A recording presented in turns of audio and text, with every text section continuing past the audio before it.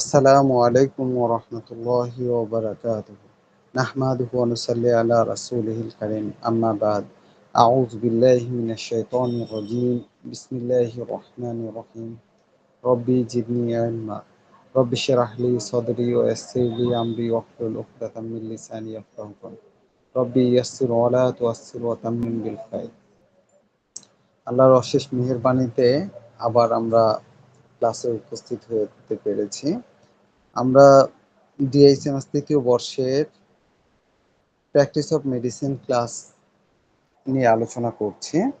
Practice of মেডিসিনে আমাদের আলোচনার পর্বগুলি প্রায় শেষ হয়ে গেছে। আমরা মূলত এখন পরীক্ষা বা রিভিউ ক্লাসগুলি আসলে করাবো। পরীক্ষার প্রশ্নগুলোর উত্তর কি হবে না হবে এই বিষয়গুলি নিয়ে কথা বলবো। পাশাপাশি আমরা কোনো জায়গায় যদি কোনো সমস্যা থাকে সেই বিষয়ে, কোনো ছাত্রছাত্রীর যদি কোনো সমস্যা থাকে সে বিষয়ে কথা বলবো। আর ধারাবাহিকভাবে আমরা যে পড়াগুলো পড়িয়েছি সেই পড়াগুলির আবার কিছু কিছু রিভিউ পড়াবো। তো তার ধারাবাহিকতায় আজকে শুরু করি। তো আমরা এর আগে মনে হয় এই উত্তর প্রশ্ন উত্তর গুলি দেখিয়ে দিচ্ছিলাম। উত্তরগুলি হচ্ছে যে ওই 2021 সনের তো 2021 সনের যে প্রশ্ন আছে সেই প্রশ্নগুলো, তো বাকি ছিল যে প্রশ্ন সেই প্রশ্নটা।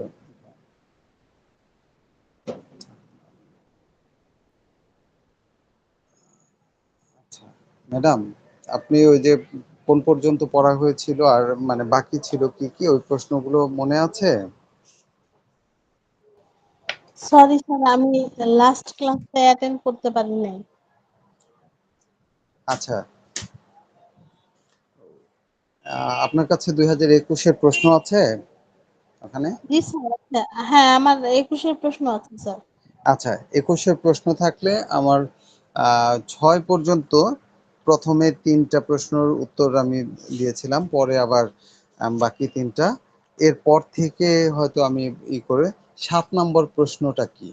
7 নম্বর প্রশ্ন একটু একটু করে বলবেন, আমি সেই ওকে প্রশ্ন স্যার। এবং ঠিক আছে? আহ, জি স্যার, 7 নাম্বারের প্রথম প্রশ্ন হচ্ছে, ক নাম্বার হচ্ছে ব্রঙ্কাইটিসের কারণগুলো লিখো।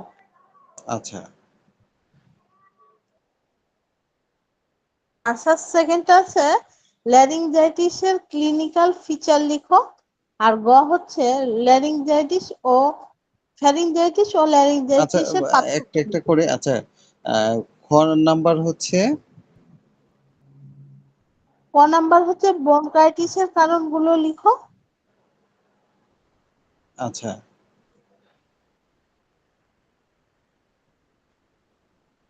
আচ্ছা, আর গ নাম্বার? স্যার গ ক গ গ নাম্বার হচ্ছে, ক আর হচ্ছে ব্রঙ্কাইটিসের কারণ। আর হচ্ছে হুম, ল্যারিঞ্জাইটিসের ক্লিনিক্যাল ফিচার লিখো। আচ্ছা, আচ্ছা, আচ্ছা, ক্লিনিক্যাল ফিচার না? জি স্যার। আচ্ছা, আর গ নাম্বারে কি আছে? ফ্যারিঞ্জাইটিস ও ল্যারিঞ্জাইটিসের পার্থক্য লিখো। আচ্ছা,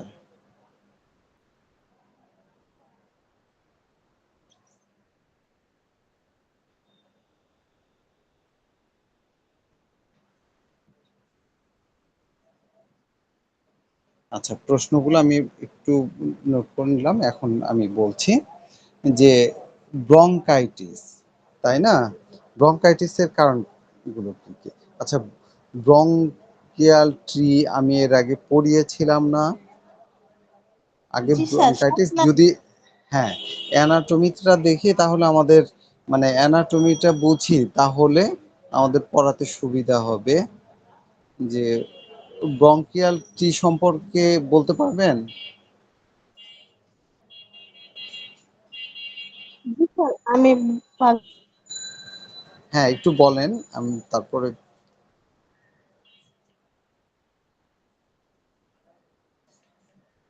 ব্রঙ্কিয়াল ট্রি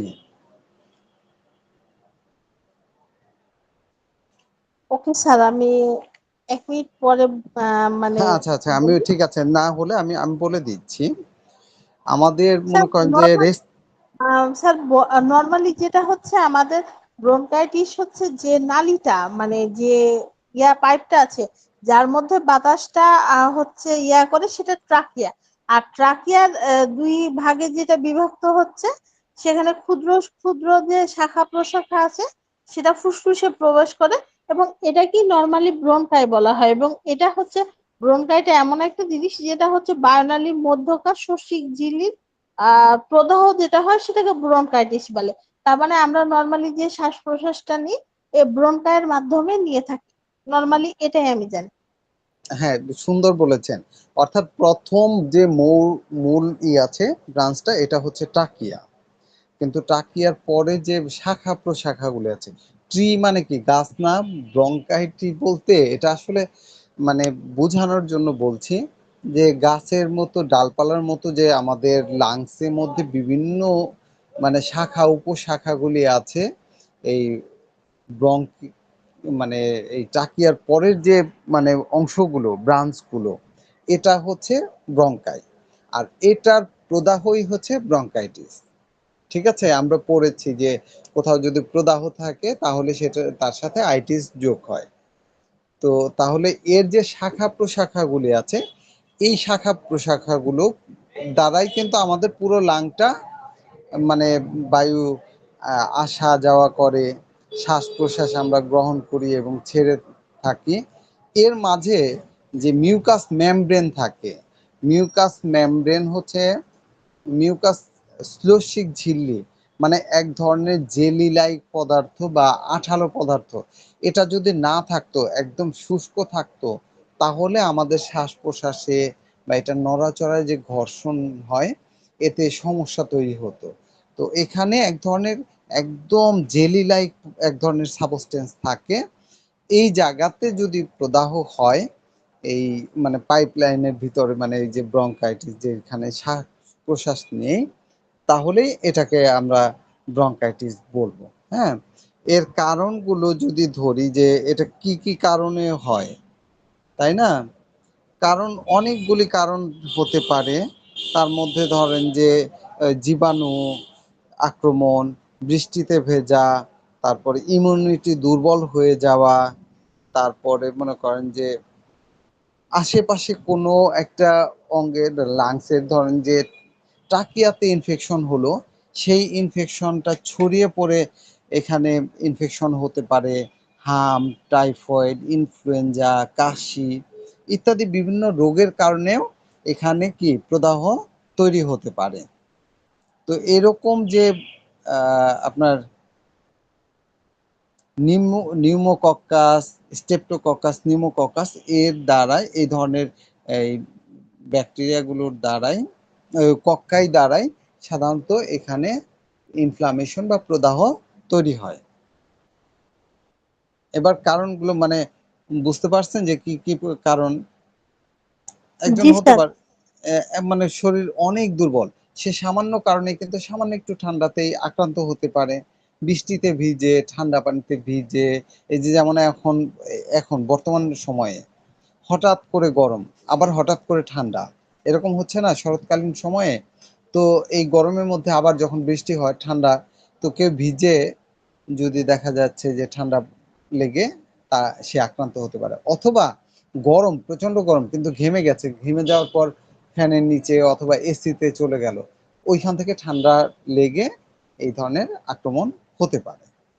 তো কারণগুলো তাহলে মোটামুটি আমাদের জানা হলো যে এটা গুছিয়ে লিখতে হবে। আমি আসলে এখানে একেবারে গুছিয়ে না, মোটামুটি বোঝার জন্য বিষয়টা বলছি যে এই যে আছে, এটা হচ্ছে এই কারণগুলি। আচ্ছা, এরপরে আসি আমরা ল্যারিঞ্জাইটিসের ক্লিনিক্যাল ফিচার। ল্যারিঞ্জাইটিসটা কি এটা বলতে পারবেন? মানে এটার অ্যানাটমিটা বললে তাহলে বুঝতে সহজ। স্যার মানে গলার পাশাপাশি 2টা নালী আছে, এদের মধ্যে দিয়ে একটাতে খাদ্য যায়, একটাতে বাতাস প্রবাহিত হয়। আর গলার যে মানে মাধ্যমে যে বাতাসটা অগ্রভাবে অগ্রভাবে যাতায়াত করে, সেটাকে আমরা ল্যারিঞ্জাইটিস বা ষড়যন্ত্র বলে থাকি। হ্যাঁ, সুন্দর।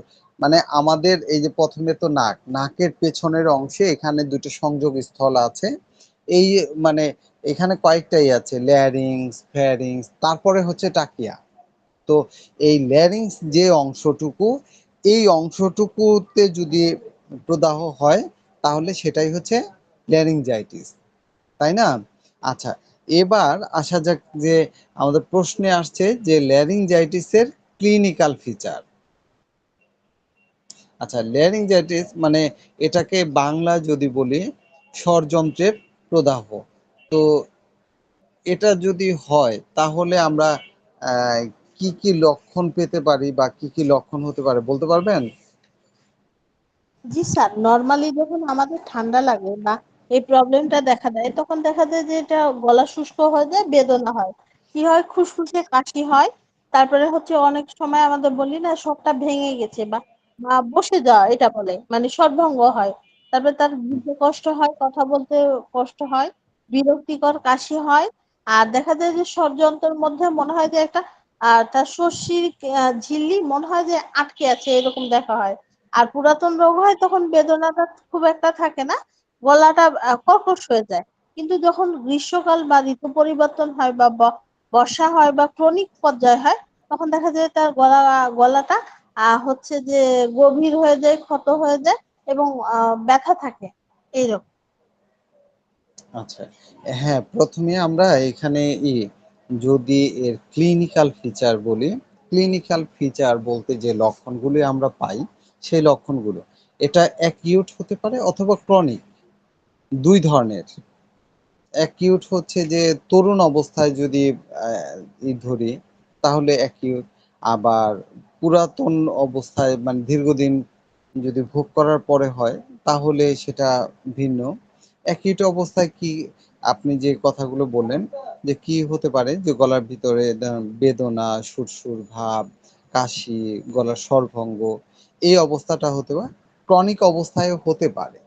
তবে আমরা সাধারণত একটা জিনিস বুঝতে পারি, সেটা হচ্ছে যে যে কোনো রোগের যদি দেখা যায় অ্যাকিউট অবস্থা থাকে, সেই ক্ষেত্রে রোগের প্রাবল্যতা বেশি থাকে, এই লক্ষণগুলি অনেক বেশি স্পষ্ট আকারে প্রকাশ পায়। এই ল্যারিঞ্জাইটিসটা এর লক্ষণগুলোই যখন দেখা যাবে যে তরুণ রোগে দেখা যাবে, তখন প্রবল আকার ধারণ করবে। এই ল্যারিঞ্জাইটিস যদি দেখা যাচ্ছে যে কারো দীর্ঘদিন যাবৎ সে ভুগতেছে, তখন আস্তে আস্তে এই লক্ষণগুলো কিছুটা হ্রাস পায়। তার মধ্যে থাকে কিন্তু লক্ষণগুলো হ্রাস পায়।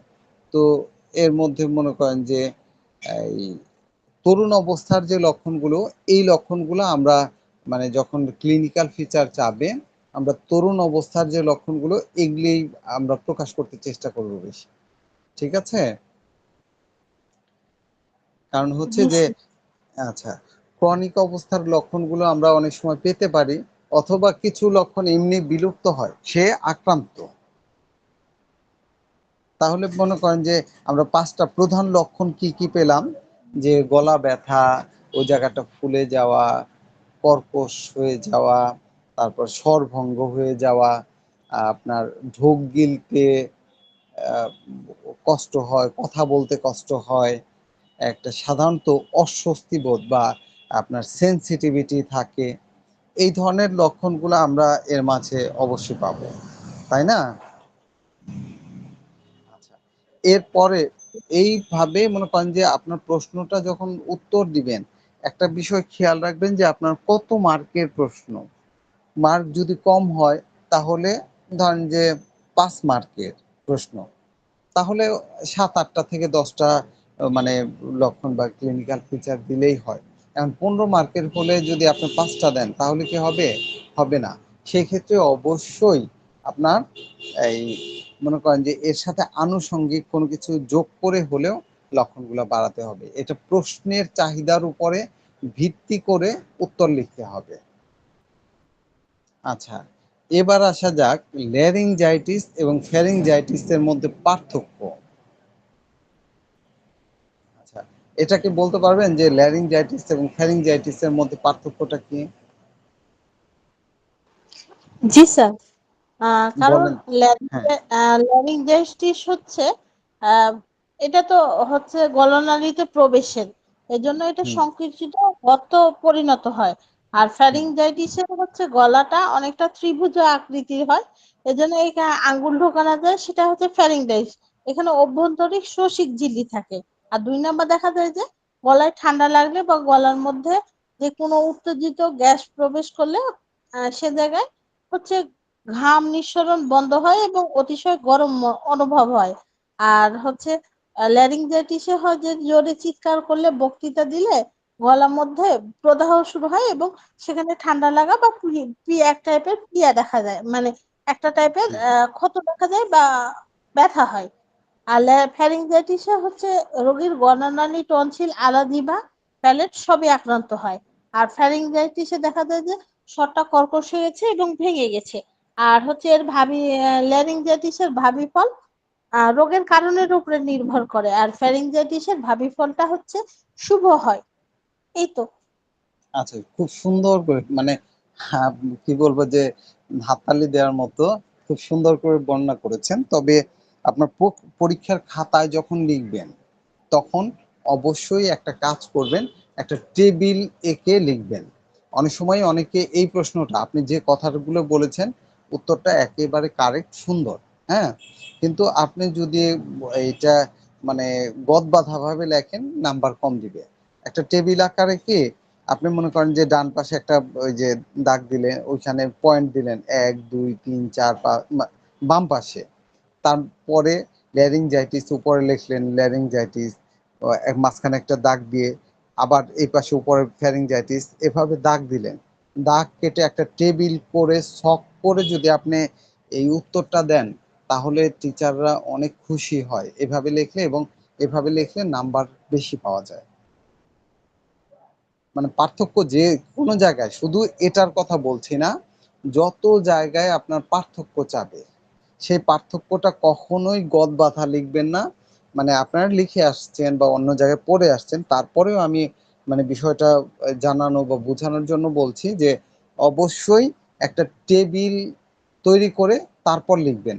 উপরে শিরোনাম দিবেন, তারপরে উপরের টেবিলের মধ্যে একটা ক্রমিক নম্বর দিবেন দাগ দিয়ে। ল্যারিংজাইটিস লিখলেন, মাঝখানে আরেকটা দাগ দিয়ে উপরে ফ্যারিংজাইটিস, তখন এর ক্রমিক অনুসারে মানে ল্যারিংজাইটিসের এবং ফ্যারিংজাইটিসের যে মানে পার্থক্যগুলো ওইভাবে লিখে দিবেন। ঠিক আছে? তো এভাবে যদি লিখতে পারেন তাহলে সে লেখাটাও সুন্দর হবে এবং মার্কস ভালো পাওয়া যাবে। ঠিক আছে, তাহলে আমরা 7 নম্বর প্রশ্নের উত্তরটা পেয়ে গেলাম মোটামুটি। আমি যা বলছি এখানে হচ্ছে যে একটা জিনিস বোঝানো বা মোটামুটি ধরিয়ে দেওয়ার জন্য আরো সুন্দর করে এটা লিখতে হবে বা আপনারা লিখবেন আর আরো পড়বেন। আর এরপরে আছে টিকা, সম্ভবত 8 নম্বরে, তাই না? স্যার, আচ্ছা, 5টা। 5টা টিকা আছে। আমি একটু এইগুলো লিখে নিই, আমার কাছে আসলে প্রশ্ন নেই তো, সেজন্য আমার একটু হচ্ছে। কতে কি আছে? স্যার, ডায়াবেটিসের কারণ। আচ্ছা। হতে আছে লিভার ক্যান্সার। আচ্ছা। গতে আছে অ্যাজমা।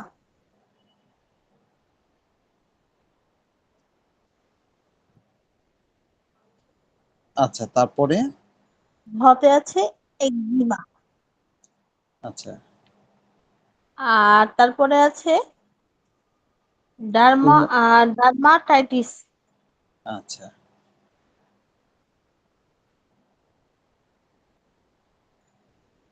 আচ্ছা, এগুলি সবই পড়ানো হয়েছে তো,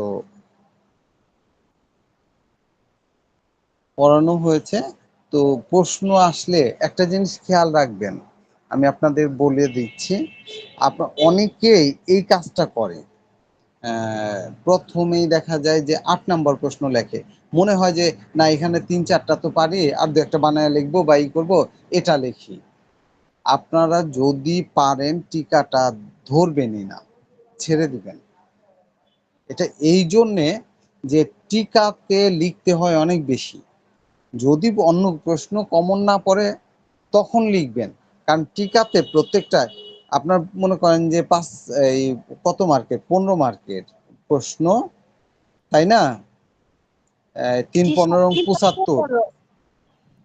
স্যার মানে টিকাতে 5টা লিখতে হয়, 3 মার্ক করে পদে, 3 5 আচ্ছা 15। 3, আচ্ছা 3 5 15, কিন্তু 15 হলেও এখানে একটা সমস্যা আছে যে লেখাটা আপনি যত সুন্দর করেই দেন, 3-এর বেশি তো দিবে না, লিখতে হয় বেশি। একটা জিনিস যদি সুন্দর করে ফুটিয়ে উঠাতে চান, যেমন ডায়াবেটিসের কারণ যদি আমরা ধরি, যে ডায়াবেটিস কি কি কারণে হয় বলতে পারবেন? একটু বলেন, আমি শুনি। স্যার, আমরা নর্মালি যদি দেখি যে কেউ একজন তার প্রয়োজনের অতিরিক্ত মানসিক পরিশ্রম বা অতিরিক্ত মস্তিষ্ক পরিচালনা, অতিরিক্ত চিন্তা বা যে কোনো টাইপের শারীরিক বা মানসিক পরিশ্রম করে, সে কারণে হতে পারে। বা তার যদি কোনো মস্তিষ্কে বা অস্থিমজ্জায় আঘাত লাগে, প্যানক্রিয়াসে পীড়া হয়, বা অতিরিক্ত মানে স্বাস্থ্য ভালো হয়ে যায়, উচ্চ রক্তচাপ হয়, সে কারণে হতে পারে। অথবা হচ্ছে যকৃৎ, পিটুইটারি গ্ল্যান্ড, থাইরয়েড গ্ল্যান্ডের প্রভৃতির যন্ত্রপাতি ক্রিয়ার যদি মানে বিপাক হয়ে যায়, বা হুম, ব্লাড সুগারের মিথ্যাই মান হয়, তাহলে হতে পারে। যকৃতের বিবৃদ্ধির কারণে হতে পারে, প্যানক্রিয়াস থেকে ইনসুলিন কম নির্গত হতে পারে।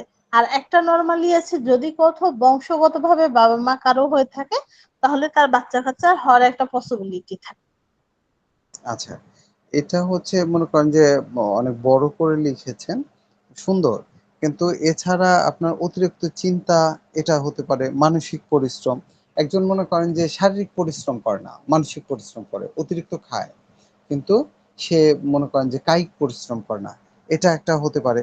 আর বংশগত, এটা একটা মনে করেন মাতা-পিতা বা যে কারো ইয়ে থেকে হতে পারে। অথবা মনে করেন যে কোনো কারণে যদি মানে প্যানক্রিয়াসে কোনো আপনার রোগ হয়, আক্রান্ত হওয়ার কারণে এটাই হয়। যদি ইনসুলিন উৎপাদন করতে যে বিটা সেল আছে, সেই বিটা সেল যদি ইনসুলিন উৎপাদন করতে অক্ষম হয়ে যায়, তাহলেও ডায়াবেটিস হওয়ার সম্ভাবনা আছে। আর প্রতিনিয়ত যদি কেউ মনে করেন যে শর্করা জাতীয় খাবার বেশি খেতে থাকে, দেখা যাচ্ছে যে তার আহ, করার মানে গ্লুকোজ ভাঙার ক্যাপাসিটি আছে হয়তো 500, ধরে নিলাম যে 500, কিন্তু সে প্রতিনিয়ত 1000 মনে করে ইউনিট নিচ্ছে, তাহলে কি হচ্ছে, অতিরিক্ত চাপের কারণে অনেক সময় ফেইলিওর হয়ে ডায়াবেটিস হতে পারে। আরো অনেক কারণ আছে, মানে এগুলি হচ্ছে কমন কারণ। ঠিক আছে? তাহলে এই কারণগুলো আপনারা যখন লিখবেন তখন কিভাবে লিখবেন?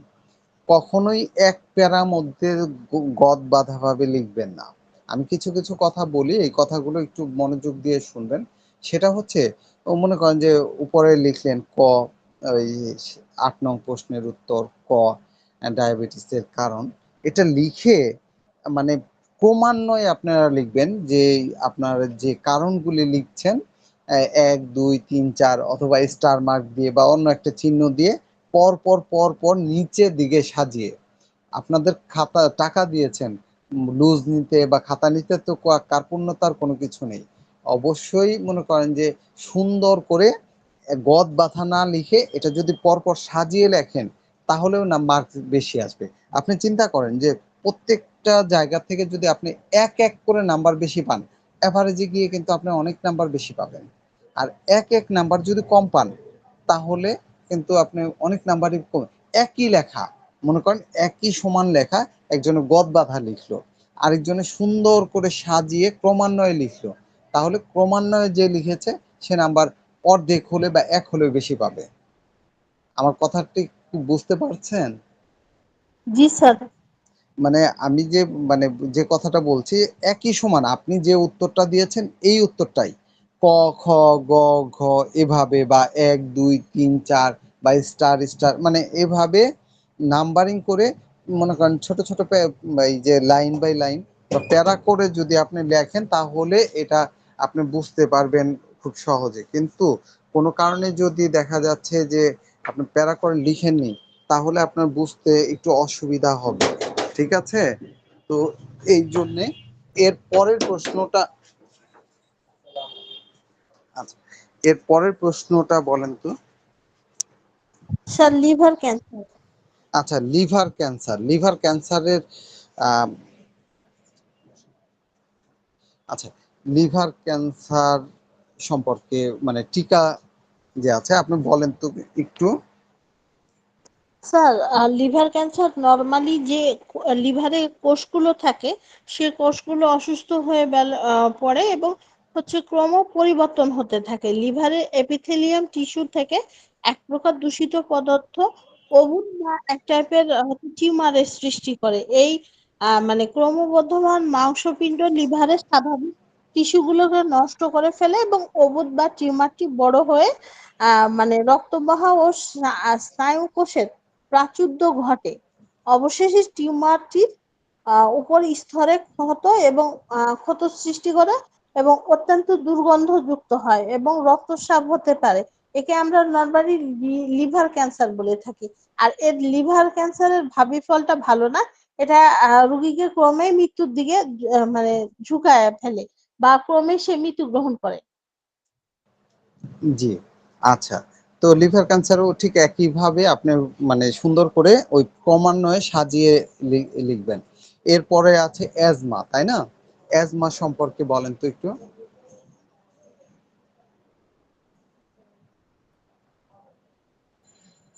নর্মালি আমরা যখন অ্যাজমা বলে থাকি তখন এটা বলি যে আমরা যে শ্বাসকষ্ট মানে এটা জি, দেখা যায় যে এক টাইপের হাঁপানি শুরু হয় যেটা কিডনির গোলযোগের মাধ্যমে বা যে কোনো সূক্ষ্ম ব্রঙ্কাইটিসের মাংসপেশির খিঁচুনির কারণে হয়ে থাকে এবং তার ফলে শ্বাসকষ্টের মানে শ্বাসক্রিয়া নেওয়াটা যে কষ্টদায়ক হয়ে যায় বা অনেকক্ষণ পর পর নিতে পারে সেটাকে আমরা যেটাকে হাঁপানি বলে থাকি। এটা হচ্ছে নর্মালি আহ আহ, কি বলে ব্রঙ্কাইটিসের অ্যাজমা বা হার্টের গোলযোগে কার্ডিয়াম অ্যাজমা এইরকম বলা হয় এবং এই অ্যাজমাটা আহ বংশগতভাবে কিছু হয়ে থাকে আবার কিছু মানুষের জীবনের মানে কর্মকাণ্ডের ফলে তার লাইফে হয়ে থাকে। অনিয়মতান্ত্রিক জীবনযাপন এবং হচ্ছে যে কিছু তার ব্যাড হ্যাবিটের কারণে এই হাঁপানি হয়ে থাকে আবার কিছু সে তার বংশগতভাবে পেয়ে থাকে। আচ্ছা, ঠিক আছে। ওই লিখেছেন খুব সুন্দর করে মানে বলেছেন। কিন্তু এটা আপনি যখন লিখবেন, খাতায় লিখতে যাবেন, খেয়াল রাখবেন যে আপনার প্রশ্নগুলোর সাথে সময় যেন মিল রাখতে পারেন। একদিকে হচ্ছে নাম্বারের দিকে খেয়াল রাখবেন, পাশাপাশি আপনি এই লেখাগুলো মানে সবগুলোই যাতে কভার করতে পারেন এদিকে। আপনি একটা খুব ভালো করে লিখলেন আর ২ টা প্রশ্ন ছেড়ে দিলেন, তাহলেও কিন্তু আপনার নাম্বারে মানে আগাবে না। সেজন্য অবশ্যই চেষ্টা করতে হবে যে নাম্বারের দিকে খেয়াল রেখে, আর ওই যে আমি ছোট, ছোট করে লেখেন, পয়েন্টগুলো এত বড় না করে ছোট, ছোট কিন্তু ক্রমান্বয়ে। আপনি যেগুলি বলেছেন ঠিক আছে, কিন্তু এটা একটু বড়। আরেকটু ছোট করে ক্রমান্বয়ে লিখবেন। ঠিক আছে? এরপরে একজিমা। জি এরপর একজিমা। হ্যাঁ, একজিমার বিষয়টা একটু বলতে পারবেন? স্যার একজিমাটা হচ্ছে একটা চর্মের রোগ এটা নরমালি মানুষের শরীরের বাইরে হয়ে থাকে এবং এই চর্ম রোগটা যে জায়গায় হয় সে জায়গায় থেকে এক টাইপের রস নিঃসরণ হয়ে থাকে সেটাকে আমরা একজিমা বলতে পারি। এটা একটা সংক্রামক রোগ এবং এই সংক্রামক রোগটা জ্বালাকর হয় এবং এটার মধ্যে ক্ষুদ্র ক্ষুদ্র একটা অংশ থাকে এবং লাল বর্ণ ফুসকুড়ি হয় এবং চুলকাতে থাকে এবং এটা ক্রমান্বয়ে ক্ষত সৃষ্টি করে এবং একজনের শরীর থেকে আরেকজনের শরীরে সংক্রামক রোগ হওয়ার কারণে একজনের শরীর থেকে আরেকজনের শরীরে যেতে থাকে এবং এটাতে মধ্যে দেখা যায় যে মানে মানুষের বাইরের আবরণটা দেখে আহ মানে কি বলে বাইরের চেহারাটা আস্তে আস্তে মানে নর্মালি বাড়তে থাকে। আচ্ছা, ঠিক আছে। তো এটা হচ্ছে আপনার মনে করেন যে যতগুলো বিষয় বলছেন এগুলি অনেকটা সংজ্ঞা টাইপের যে একজিমা কাকে বলে। আরো সুন্দর এই প্রশ্ন থেকেই যদি আরো সুন্দর ধরেন যে আহ, কি উত্তর চান বা আরো সুন্দর করে নাম্বার পেতে বা ভালো করে লিখতে চান, তাহলে একটা কাজ করবেন। একজিমায় লিখছেন, প্রথমে একজিমার সংজ্ঞা, তারপরে অল্প ২-৩টা কথায় হোক একজিমার কারণ, তারপরে একজিমার প্রকারভেদ, এরপরে একজিমায় ব্যবহৃত ঔষধ। এভাবে যদি একটু সুন্দর করে লিখতে পারেন তাহলে কিন্তু আরো ভালো হয়, আরো সুন্দর হয়। আমার কথাটা বুঝতে পারছেন? যে একজিমা বা অন্য ডিজিজ গুলো সম্পর্কে আমরা যখন বলতেছি, তখন সেটা যদিও এটা হচ্ছে টিকা, টিকাতে খুব বেশি লেখা যায় না, কিন্তু একজন যদি এভাবে লেখে, একজন মনে করেন যে আপনি যেভাবে বলেছেন সুন্দর হয়েছে, এটা ঠিক আছে, কিন্তু আরেকটু মনে করেন মার্কস বেশি আনার জন্য, আরো ভালো করার জন্য, যদি একই কথা আপনি বড় বর্ণনা না করে সংজ্ঞা দিলেন, এরপর কারণ, লক্ষণ, প্রকারভেদ বা এভাবে একটু সুন্দর করে লেখেন, তাহলে বেশি মার্ক পাওয়া যাবে না? চেষ্টা করবেন ওইভাবে লিখতে। হ্যাঁ, ঠিক আছে। আচ্ছা, এবার সর্বশেষ যেটা আছে ডার্মাটাইটিস, এটা সম্পর্কে একটু বলেন। স্যার, ডার্মাটাইটিসটাও হচ্ছে এক টাইপের মানে কি বলে চর্মের রোগ। এটার শরীরের বিভিন্ন মানে জায়গায় হয়ে থাকে, এবং সেটা স্বাভাবিক নিয়মবশত বা ধারাবাহিক বিশেষ চর্মের পরিবর্তন, এই কারণে মানে চর্মের পরিবর্তন হয়ে সৃষ্টি হয়, সেটাই হচ্ছে ডার্মাটাইটিস।